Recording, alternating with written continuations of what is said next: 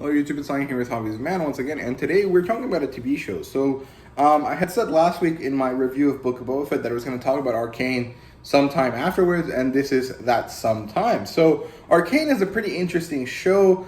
I am not a fan of League of Legends. I've never played it. In general, I'm not really much of a gamer. You know, I play Minecraft every once in a while, and I grew up playing some video games, but mostly it was like cooperative first-person shooters like Battlefront 2 on the PlayStation. I used to play it with my dad. Like I can't remember what it was, but I think it was like it wasn't the campaign. It was like a secondary play mode that let you like pick the Galactic Republic and fight against the CIS.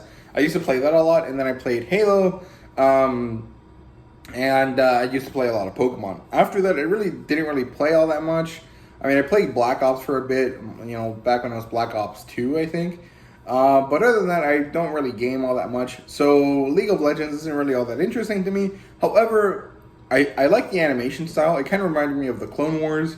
It has that kind of like 3D, but kind of like clay / like oil painting vibe to it, which I thought was really good. And I sat down to watch it with my roommates. We were kind of doing it as a way to hang out, and it was really interesting. I liked it a lot. I thought it was really good. It had no major problems. Like sometimes, you know, most of the time you watch something and you're like, this is kind of not the best. This could have been better. It all felt pretty tight and orchestrated and well done. I really loved the animation. It was super smooth. There was some really awesome like camera skills that they use. Like, you know, there was a moment where there's this really interesting shaky cam. There's this time where they did this really interesting panoramic zooms and motions from one side to the other, which I thought was really great.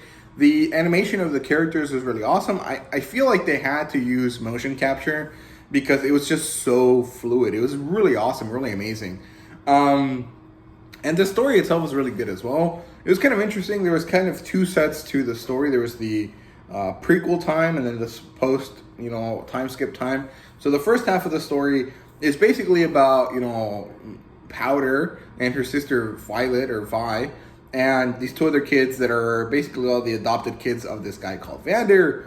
And it's pretty interesting. Like, we get to see, how messed up this world is. They live in the Undercity, which is kind of like the slums of Piltover. There's this kind of interesting political situation there where, neither of the two cities like each other, even though they're the same.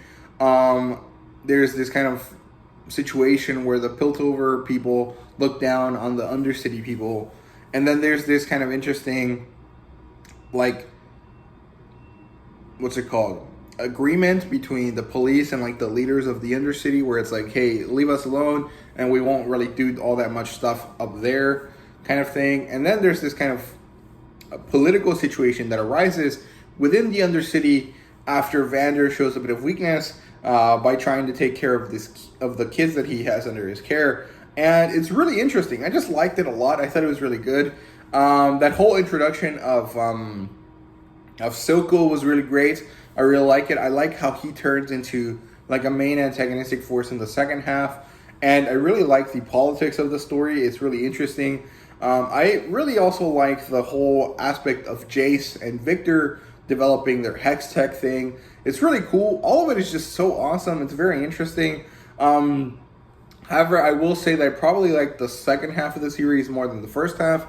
The first half was interesting and meaningful, but it was definitely just there because otherwise the second half doesn't make sense, which of course is how, you write a story. But it's not like as easy to split up the sections like you would like Star Wars, right? Like the reason why Star Wars could be like the second half and then the first half was because the second half is more or less self-contained. You don't really need all of the information from before to make it make sense. This felt like the second part can't make sense without the first part. So that's kind of why I think that structure was really well done. I like they didn't skip anything. They built up the whole thing. Powder / Jinx's fall from grace was really, really interesting. I loved it. It was so meaningful, so crazy. And it was really a huge gut punch because she's trying to save her sister and her friends and her father figure. And she actually ends up being the one that murders them. And that's kind of insane. And it's so meaningful, and it just like the way she gets affected by it is crazy, and it's really interesting, and she's just a very complex character. I like it quite a lot.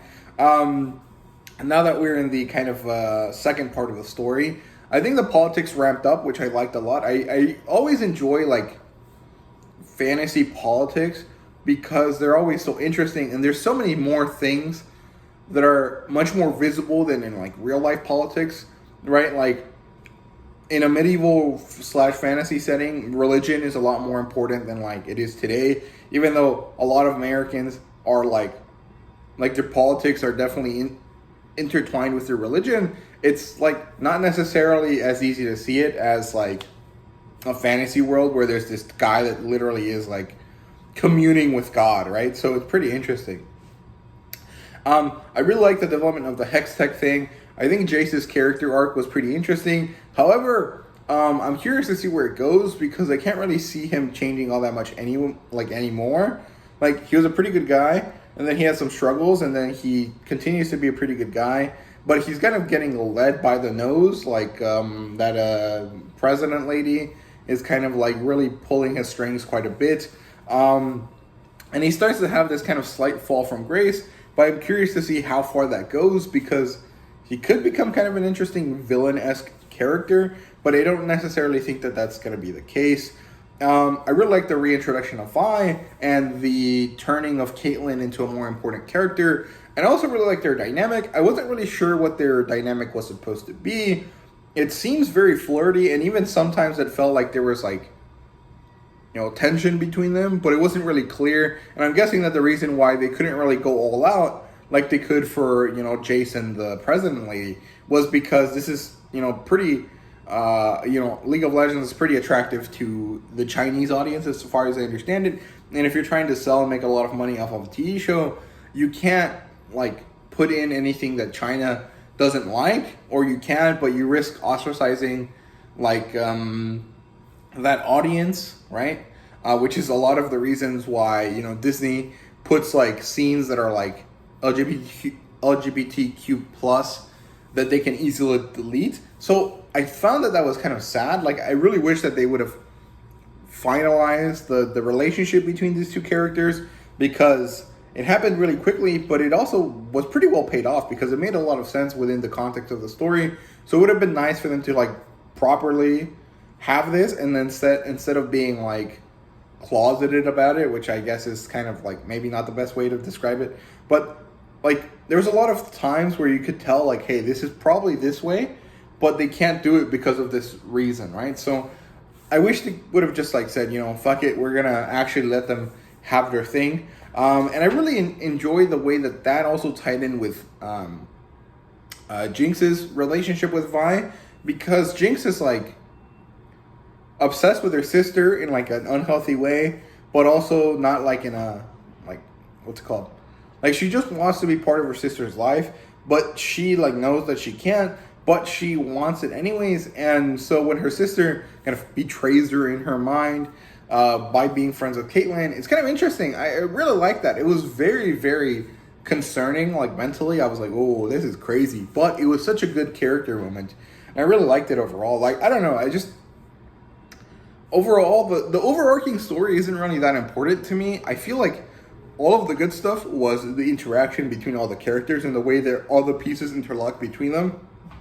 And it was so interesting. However, I hated the ending because it felt so inconclusive. Like, usually even a season of television usually has like a proper conclusive ending, right? This felt like it didn't, which is kind of weird because I guess it did, right? It kind of finalized the loop. It kind of got rid of Vander, it got rid of Silco, it kind of got rid of all of the people that were relatively corrupt and easy to, you know, understand that they were corrupt. And it left all of the people at the very highest level in charge. And honestly, it seems like they're going to die at the beginning of the next season as well. But I feel like it didn't really finalize anything. All it did was set up more stuff for the next part of the story, which I'm totally fine with. I just finished the show and I felt kind of unsatisfied in the sense that, like, that's it? What happened? Why do I have to stop right now? And I think that's a good and bad thing. A bad thing in the sense that, like, I feel unsatisfied, but a good thing in the sense that I'm really excited for the next season. You know, I've heard that people are saying it's going to come out in 10 months. I've also heard people saying that it's going to come out in 6 years.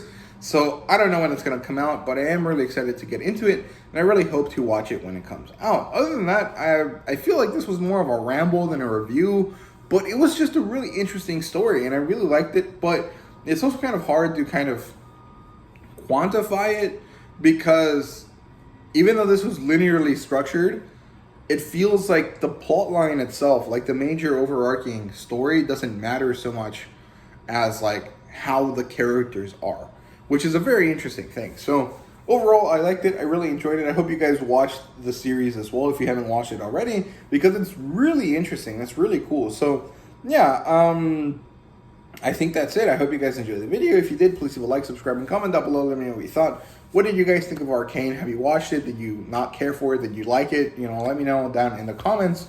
And thank you guys very much for watching. See you guys later.